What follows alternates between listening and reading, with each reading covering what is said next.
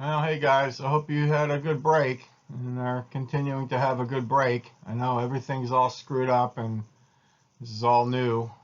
We're in new territory here, so we're all going to try to get through it as best we can. I'm not really sure yet exactly how we're going to finish this semester in terms of things you're going to do to get graded on, but I will come up with something and. I think it will be reasonable. So anyway, I thought, rather than wasting time and feeling bad, that I would talk a little bit about the material. So we are in chapter 4, and I think chapter 4 is a very important chapter where Henslin is, combining the macro-social and the micro-social perspectives, and that's what we are going to do today. We're going to start talking about the microsociological perspective.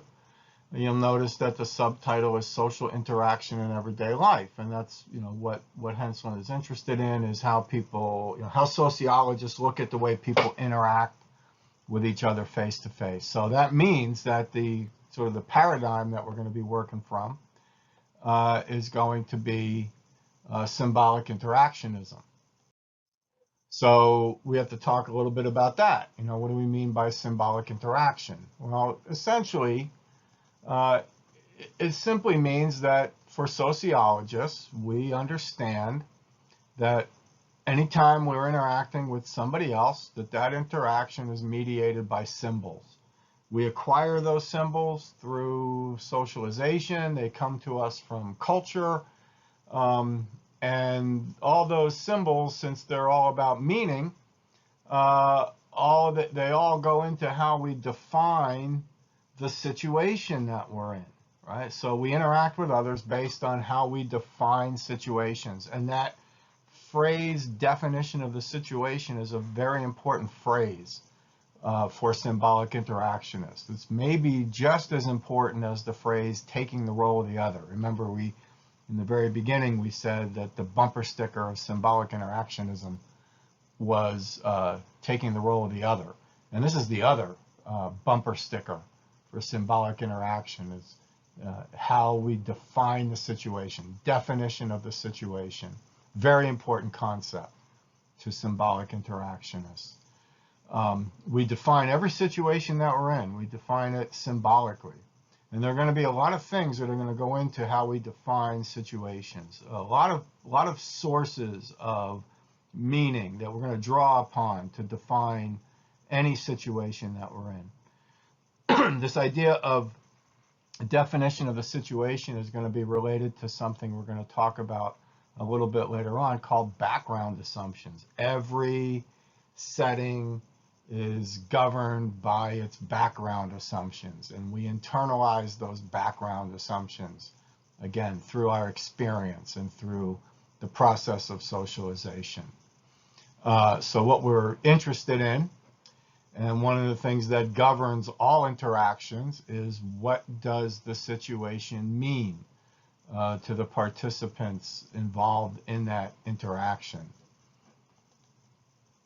And we're constantly, as I'm interacting with you and you are interacting with me, we are constantly engaged in a process of interpreting words and gestures and all different kinds of other symbols to define that situation, to define that setting, to define that interaction.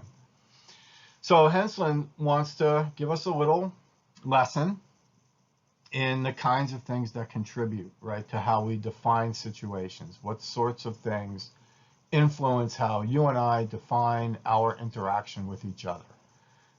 So we start with stereotypes, the idea of stereotypes. And you might have a pretty good idea of what stereotypes are already. I've included the word typifications there as well. Typification is probably a little bit more, how can I put a little fancier sociological way of describing the same thing. But basically what the word stereotype and what the word typifications are referring to are preconceived ideas, preconceived notions. definitions that we bring into a social interaction.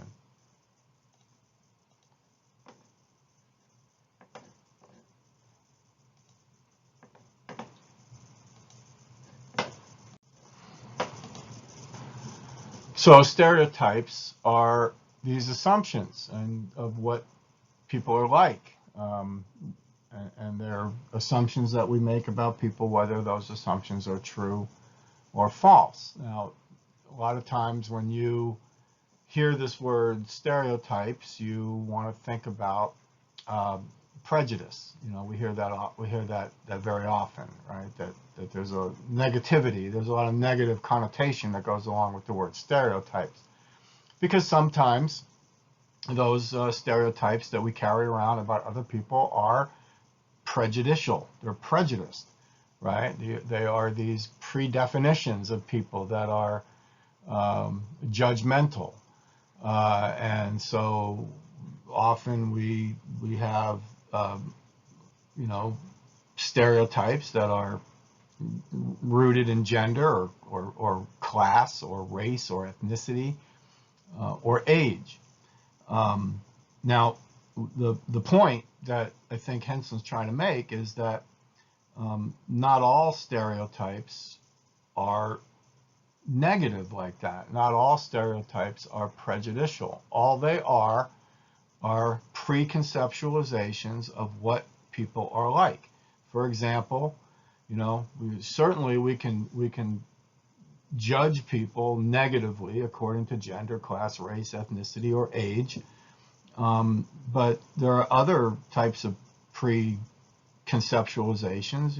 We have preconceptualizations about dentists. We have preconceptualizations about lawyers. We have preconceptualizations about professors, right? Your professors have preconceptualizations of what students are like. Students have preconceptualizations of what professors are like, and so on. We can't help it. We have to typify the world in order to act on it. And so very often these typifications are just grounded in our experience, and sometimes they are resistant to change, and other times they're not. Sometimes these typifications, these definitions are constantly being changed depending on our experiences. So we stereotype people in all different kinds of ways. For example, what are our preconceived notions of professors? Like I said, I have mention here this guy Bob Cowser, who wrote a book called Dream Season, and in that book he talks about stereotypes of professors, how he thinks he's stereotyped as a professor. How do we stereotype athletes? How do we stereotype members of fraternities? How do we stereotype members of sororities, and so on and so on and so on? I'm going to talk a little bit about Bob Cowser in just a while, and illustrate to you what I mean here. So interaction then is shaped, the way I interact with you, the way you interact with me, is shaped by the stereotypes that we bring with us into the interaction. How we interact with others can be affected by how we stereotype them, right? And how I interact with you might also be affected by how I think you stereotype me. Whether you stereotype me that way or not. I may have a notion in my head that I'm stereotyped or I'm envisioned in a certain way, and that might affect how I interact with you. And we will learn more about that when we get to Irving Goffman. So this is Bob Cowser, author of a book. Let me see if I can hear you go. Author of a book called Dream Season.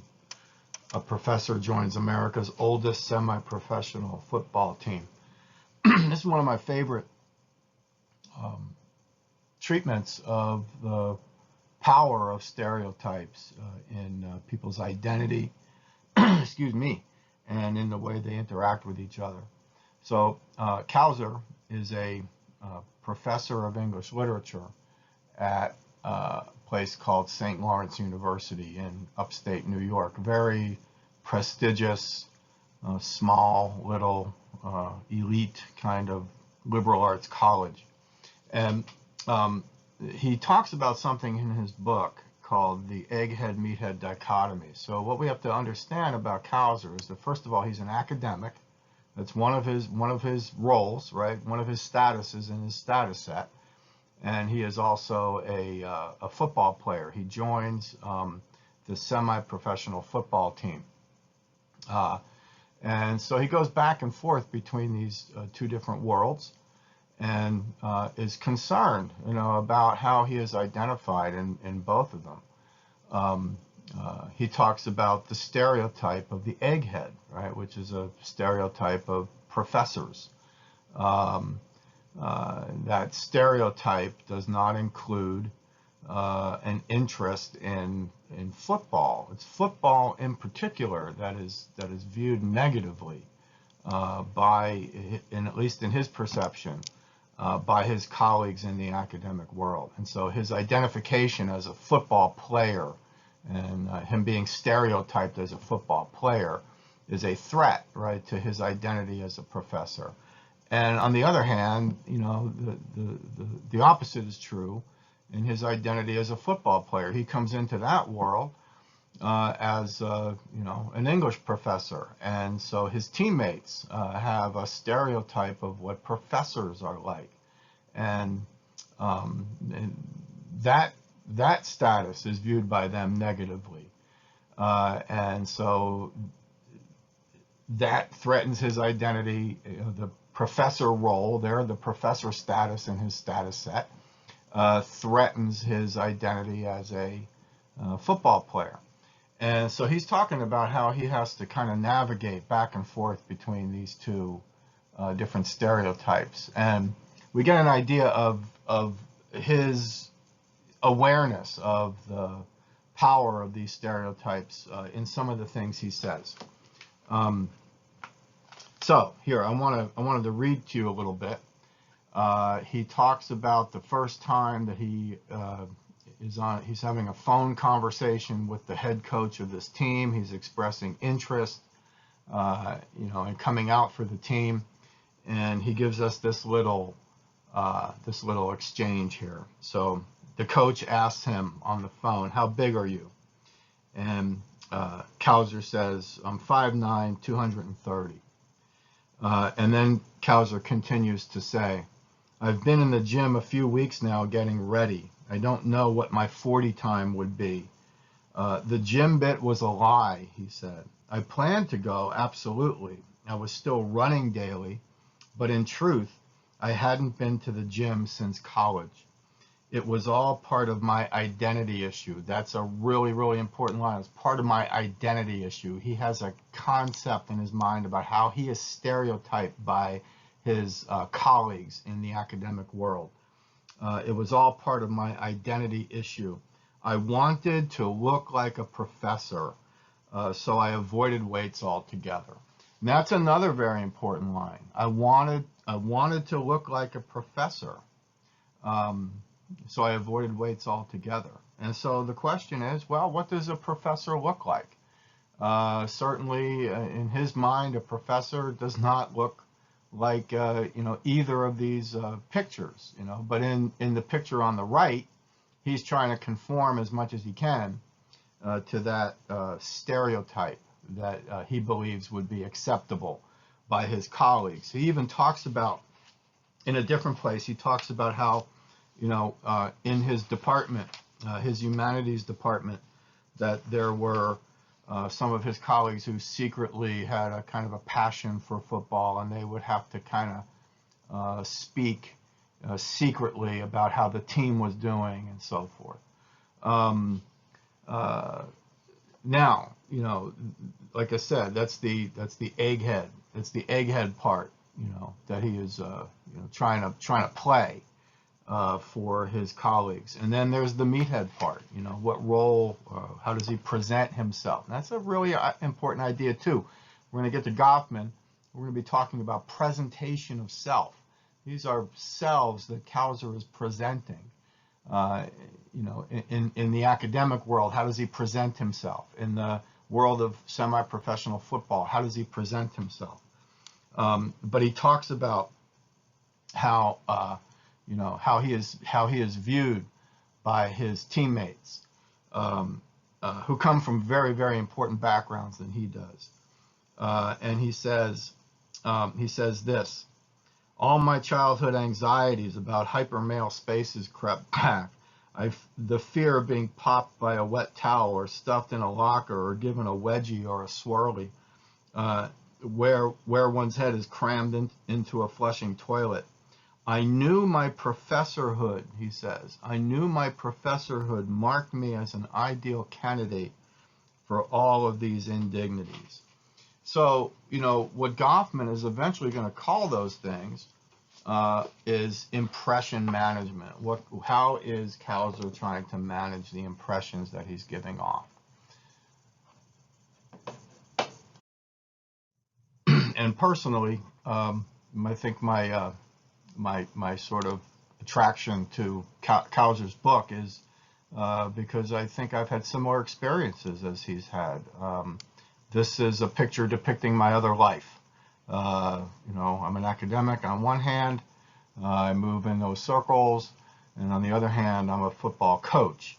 And my status as a football coach has been a problem sometimes, at least I perceive it that way, maybe wrongly, in the academic world, and my status as a professor, I think, has also in the past, to some people, has been a problem. And I've had to kind of negotiate my way, navigate my way between those two different worlds that I move back and forth between regularly. So the bottom line is that we stereotype people in many different ways. Now, I got to hold on here a second. I'm still trying to get the hang of this technology here. But in that circle, they're supposed to be that. Okay, we stereotype all kinds of people in many different ways. So what else contributes to how we define the situation? So we've talked all about stereotypes. We've done enough on that. The next thing I think is going to be a little bit of a review for you. So what else? What other kinds of information provide us with meaning about the significance of a social interaction that we're having? Well, it's personal space would be one. So this is all going back to when we talked about culture and different kinds of nonverbal communication. So one of those things was personal space. And so I want you to remember here Edward T. Hall. We talked about Edward T. Hall. He wrote that book called The Silent Language. And he gives us this kind of chart depicting in North America acceptable distances for personal space. And so, I'm not going to go rehash that again. Just maybe want to recall it, bring it back to mind. Okay, so